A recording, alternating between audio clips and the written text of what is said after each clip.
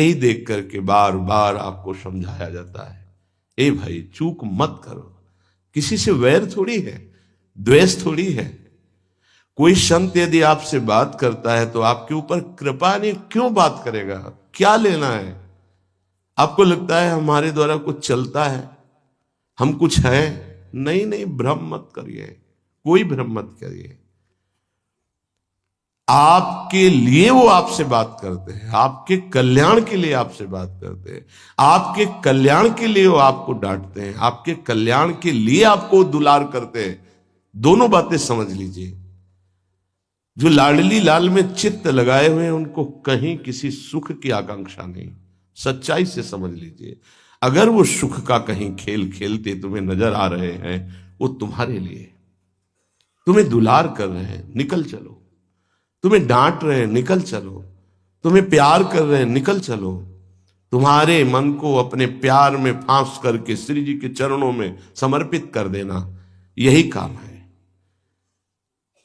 ये सब संतों का यही कार्य है। तुम्हारे संसार के प्यार में फैले हुए मन को समेटकर अपनी वाणी, अपने प्यार के बल से उसे प्रियालाल के चरणों में समर्पित कर देना। पर आपके अंदर ये चाह हो जाएगी, तभी आप उस प्यार को समेटने में सहयोग दे पाएंगे। मुझे अब इस ब्रह्मा के रचे हुए माया से मुक्त होना है। पर आप तो इन्हीं खिलौनों में राजी हैं, और जब इन खिलौनों से मन को हटाने की बात कही जाती है तो आपको बुरा लगता है। आपसे जिससे कहा जाता है कि अब आप ऐसे रहिए, मनो चिन्हारो नाय, तो आपको लगता है कि हमारे संबंधों में प्रहार कर रहे हैं। तुम्हारे संबंध जितने हैं इनका प्रहार पहले हो चुका है काल के द्वारा, तुम इनको नहीं रोक पाओगे। काल पहले ही काट चुका है सारे संबंध। बस तुम संबंध का राग लेकर के यहां से जाओगे, दुर्गति हो जाएगी। और संबंध को प्रियालाल के चरणों में समर्पित करके जाओगे तो सदगति हो जाएगी, अनुराग हो जाएगा। जो आसक्ति संसार के संबंधों में है, वही आसक्ति जब संत महापुरुषों से हो जाती तो मोक्ष का खुला हुआ द्वार, ये भगवान कपिल देव जी कहते हैं। आप अपना अधिकार अपने में मत रखिए, गुरुजनों को दे दीजिए। अब हमारे जीवन की बागडोर आपके हाथ में है, आप जिस दिशा में चाहें ले चलें। हमारा केवल आपकी आज्ञा पालन करना कर्तव्य। तो कह रहे कदापि चिन्ह चिन्मयादुपरि चेत स्पृहा रोहिणे। यदि तुम्हें इस चेतन अचेतन जगत से मुक्त होने की इच्छा जागृत हो गई है तो पहला, स्नेह का संबंध किसी से मत रखिए। स्नेह का संबंध केवल प्रियालाल से रखिए।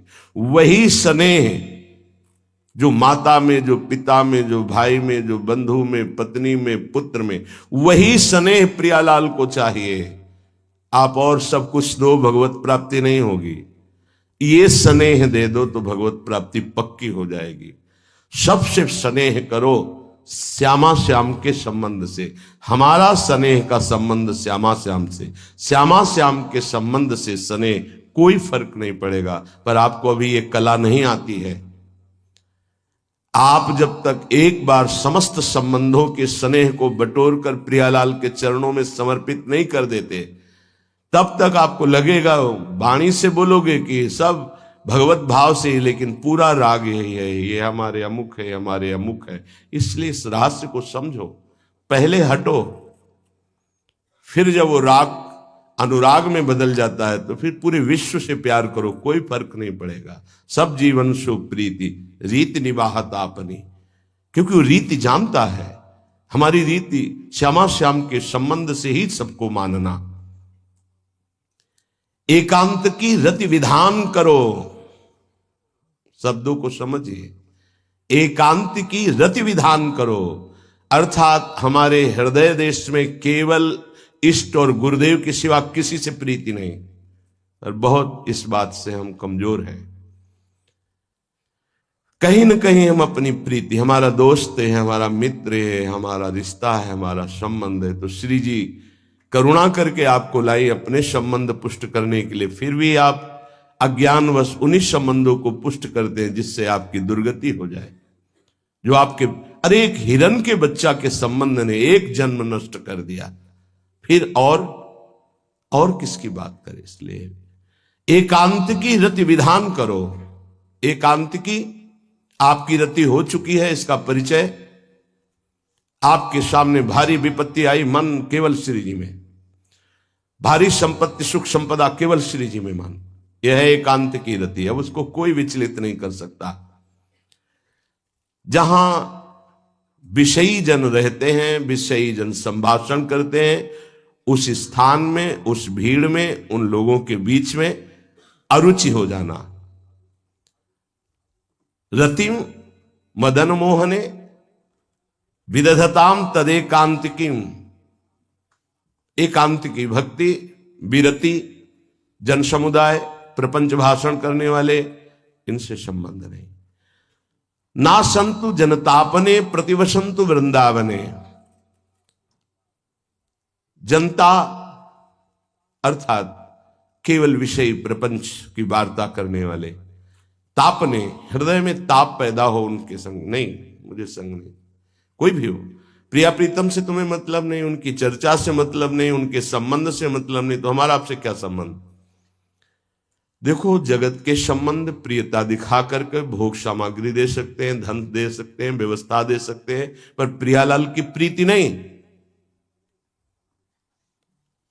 पूज्य श्री रघुनाथ दास गोस्वामी जी जब अपने गृह का त्याग करके महाप्रभु चैतन्य देव की शरण में गए, तो 2-3 दिन जो महाप्रभु को भिक्षा आती थी उसी से महाप्रभु दे देते थे। उनको लगा कि नहीं, जीवन जब महाप्रभु को समर्पित है तो हमको जीने का ढंग सीखना चाहिए, कैसे हम विरक्त होकर के जिए। इतने में घर से भेजे हुए बहुत से सेवक, रुपया, सामग्री, रसोईया सब आ गया, क्योंकि बहुत बड़े धनी थे उनके पिताजी, और पिता के भाई दोनों के बीच में एक लाड़िले पुत्र थे, पूज्य श्री रघुनाथ दास गोस्वामी, जिनकी समाधि राधा कुंड में विराजमान है। अब सुंदर सुंदर पकवान, भोग सामग्री घर के भेजे हुए रसोइये सब बनाते, प्रभु को भोग लगता, महाप्रभु चैतन्य देव को भी। और फिर विचार किया, क्या ये माता पिता के द्वारा दी हुई सुविधा वैराग्य में कलंक नहीं है? मेरा जीवन प्रभु के लिए, क्या मैं प्रभु आश्रित नहीं जी सकता? जब विरक्त हो गया तो माता पिता के द्वारा दी हुई भोग सामग्री से जीना निषेध है। प्रवृत्ति और निवृत्ति 2 मार्ग हैं।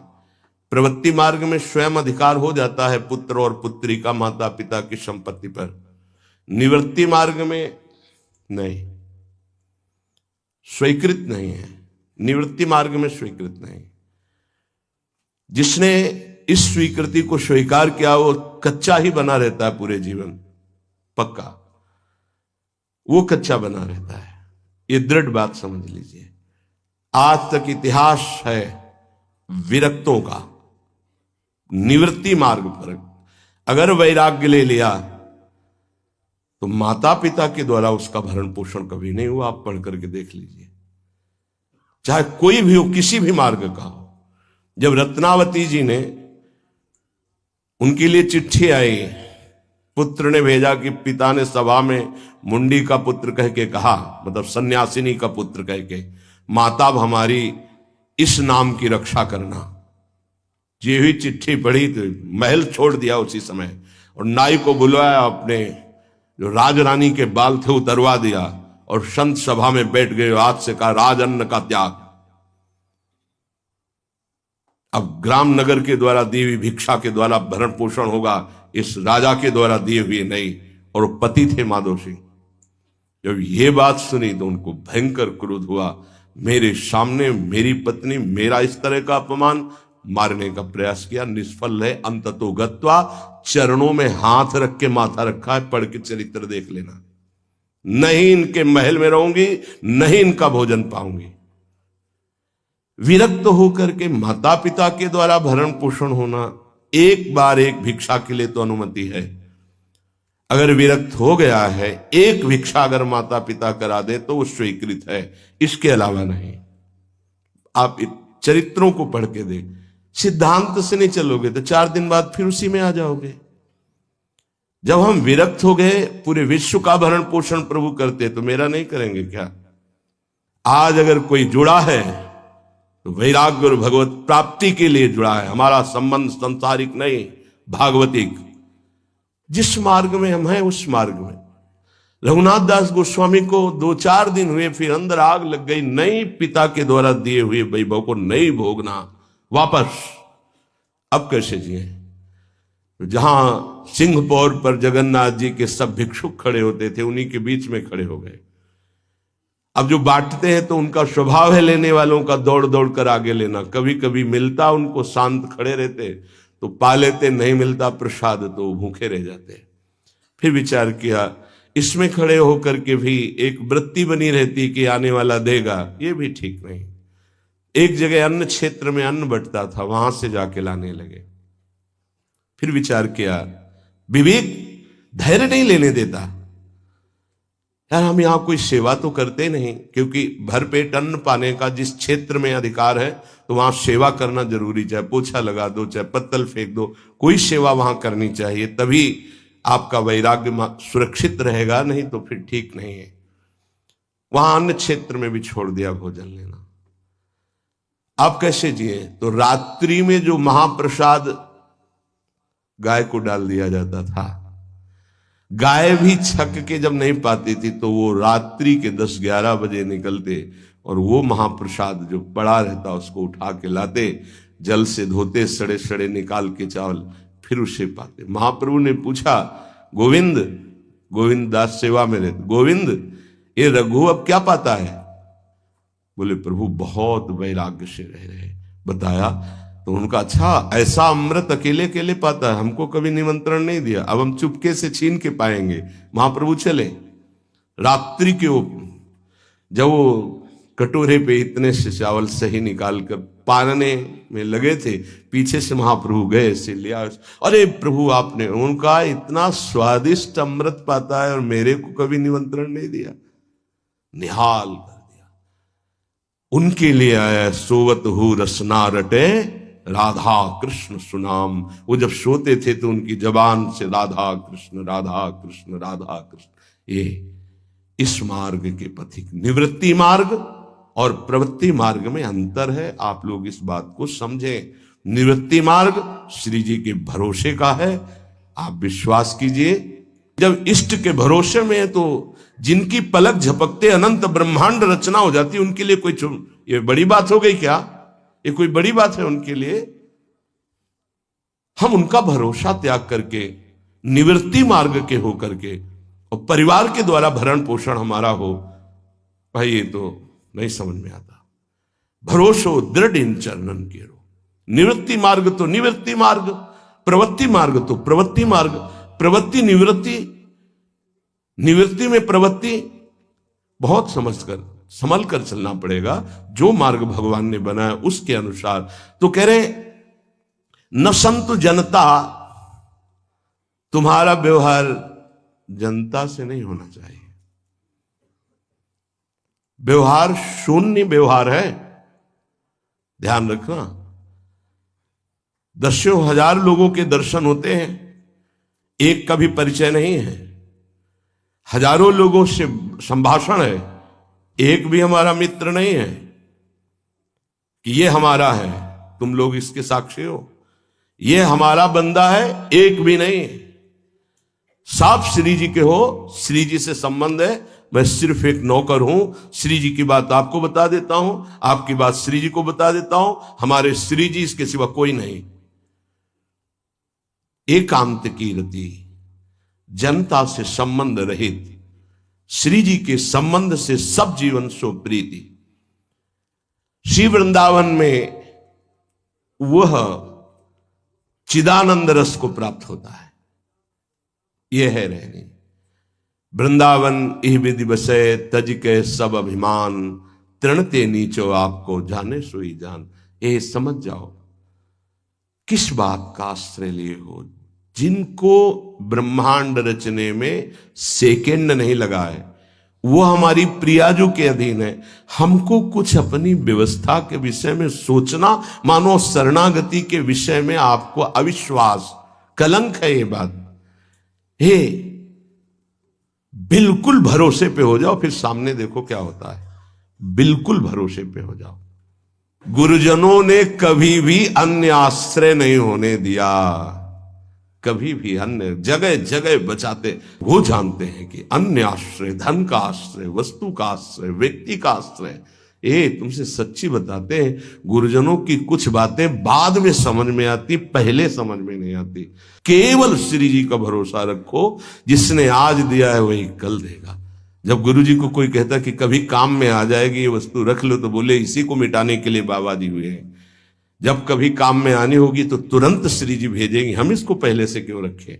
ये हमें चाहिए कि केवल श्री जी का आश्रय लेकर वृंदावन वास हो। देखना कितना आनंदित रहोगे। फिर रोना आता है, तुम्हारे आंसू फिर निकलेंगे। जब आप एकांत में होंगे, आपका कोई नहीं होगा और आपकी परिस्थिति विपरीत होगी, तब जो शरणागति होती है वही भगवत प्राप्ति कराती है। जब तक विपरीत परिस्थिति नहीं आएगी तब तक शरणागति परिपक्व नहीं होगी। बात लिख लीजिए, चाहे वो द्रौपदी जी हो, चाहे गजराज गजेंद्र जी हो, चाहे कोई भी हो, जब ऐसी विपरीत परिस्थिति आए कि कोई भी सहयोगी नहीं रह गया, तब शुद्ध शरणागति और भगवत साक्षात्कार। उस दिन के लिए तैयार रहो और मांगो कि हमारी आसक्ति का नाश करने के लिए परिस्थिति ऐसी दे दो प्रभु कि सिर्फ आप पर दृष्टि हो, सिर्फ आप पर, ना कोई हमारा, नाम किसी के, सिर्फ आप। मेरे तो गिरधर गोपाल, दूसरों न कोई। बात समझो, सत्संग की बात को समझो, परमार्थ की बात को समझो। तो जब कोई हमारे जीवन में प्रश्न आता तो जो नील चादर ओढ़े हुए विराजमान है उनकी चादर की तरफ देखते, आकाश की तरफ, बाहर निकलकर आकाश की तरफ देखते। तत्काल उत्तर मिला है हमको, तत्काल भाग, यहां से भाग। झोला टांगा, रात्रि में भागे, जब भागे तब रात्रि में भागे। भागो भागो भागो, भागते भागते अब पायो परम विश्राम। अब वृंदावन, श्री वृंदावन विश्राम, सब शोहित निष्काम मत, श्री वृंदावन विश्राम। हे भागते रहो, संबंधों से भागते रहो, आश्रयों से भागते रहो। एक आश्रय केवल हरि गुरु का, बस एक विश्राम स्थल। जैसे आप रखो, जैसे आप रखो, हम उसी में राजी हैं। समस्त प्राणियों को वृंदावन के नमस्कार बुद्धि से देखो। देखो यहां की रहनी, वृंदावनी विधि बसे तज के सब अभिमान, तृणते नीचो आपको जाने सोई जान। तृण से नीच अपने को जो जानता है सबको नमस्कार करेगा। और सच्चाई में देखो तो ऐसा ही है, कुछ नहीं है। कोरा अहंकार केवल है। क्या है हमारे अंदर? कुछ नहीं। अगर गुरु कृपा न हो, प्रियालाल की कृपा न हो तो कुछ नहीं। हाथ उठा के कहते हैं कोई बल नहीं है। बल है तो वो है, नहीं तो वो नहीं, तो कुछ बल नहीं। क्या बल है? आप देखो, अंदर से देख लो बैठ के, तुम्हारे अंदर क्या बल है। फिसल कर गड्ढे में गिरने का तो बल है, लेकिन गड्ढे से निकलने का बल तो नहीं है। फिसलने में क्या बल? फिसल कर गिरने का तो है, लेकिन गिर के संभलने का बल, ये केवल गुरु का बल है, ये केवल इष्ट का बल है। इसलिए श्री धाम वृंदावन का आश्रय और वास स्वीकार करो। सबसे छोटा अपने को समझो, समस्त प्राणियों को नमस्कार करो। क्यों? क्योंकि कहीं कोई वृंदावन में किसी का अपराध न बन जाए। नमंतु ननु जंतु कानिह नमंतु रस्तु क्वचित। कहीं ऐसा ना हो जाए यहां किसी भी जंतु का, किसी भी जीव का, किसी भी शरीरधारी का अपराध न बन जाए।